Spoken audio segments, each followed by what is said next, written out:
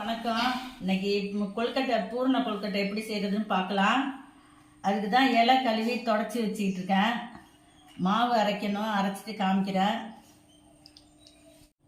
இலை கொழுக்கட்டை செய்கிறதுக்கு இட்லி அரிசி ஊற வச்சுருக்கேன். 2 மணி நேரத்துக்கு முன்னாடி ஊற வச்சு கழுவி எடுத்து வச்சுருக்கேன். அரைச்சிட்டு வந்துடுவோம். மாவுக்கு தகுந்த மாதிரி தேவையான அளவு உப்பு போட்டுக்கலாம். அரைச்சிட்டு வந்துடுவோம்.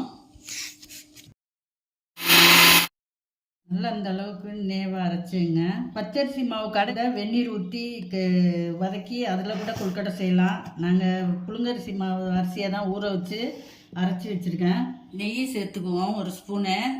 மாவை இதோட சேர்த்து வதக்கிக்கலாம். நல்லா நெய் கொஞ்சம் ஊற்றி வதக்கிக்கிட்டாக்கா நல்லா மாவு சாஃப்டாக இருக்கும். நல்லா கொழுக்கட்டை திங்கிறதுக்கு சாஃப்டாக இருக்கும். அதுக்காக தான் நெய் கொஞ்சம் ஊற்றி வதக்குறோம் மாவை. இந்த ஸ்டேஜில் நிப்பாட்டிக்குவோம். ஆறினோன்னா கொஞ்சம் நல்லா கட்டி ஆகிடும். பிணைஞ்சி விட்டு அப்புறமா தட்ட ஆரம்பிக்கலாம். தேங்காய் ஒன்று உடச்சி எடுத்து வச்சுருக்கேன். திருவி எடுத்துக்கலாம். தேங்காய் பொட்டுக்கடலை ஜீனி வச்சு செய்யலாம். இன்னொரு மெத்தடு கடலைப்பருப்பு வெல்லம் அது வச்சு கொழுக்கட்டை செய்யலாம். இன்றைக்கி நாங்கள் ஜீனி தேங்காய் பொட்டுக்கடலை வச்சு செஞ்சு காமிக்க போகிறோம். ஏலக்காய் 3 போட்டுக்குவோம். பொட்டுக்கடலை இல்லை ஒரு 75 கிராம் போல் போட்டுக்கலாம்.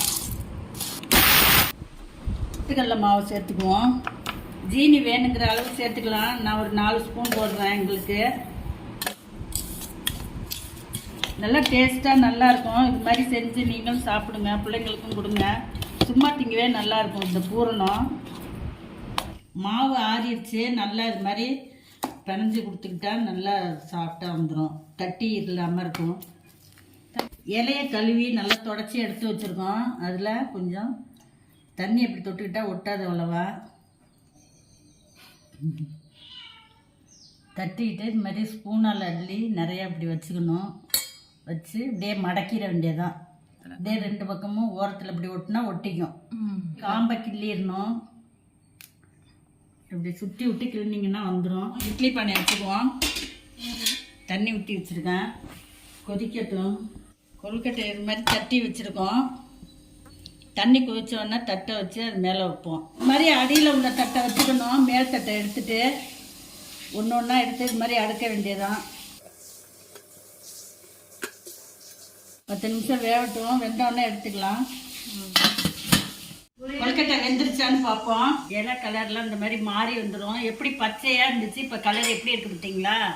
இது மாதிரி இருக்கையெல்லாம் எடுத்து பார்க்கணும். இப்போ இப்படி பிரித்தோம்னா இலையில ஒட்டாமல் அழகாக அப்படி வந்துடும். பார்த்தீங்களா? இந்த மாதிரி வந்துடும். சேனல் பிடிச்சிருந்தா லைக் பண்ணுங்கள், ஷேர் பண்ணுங்கள், சப்ஸ்கிரைப் பண்ணுங்கள். தேங்க்யூ.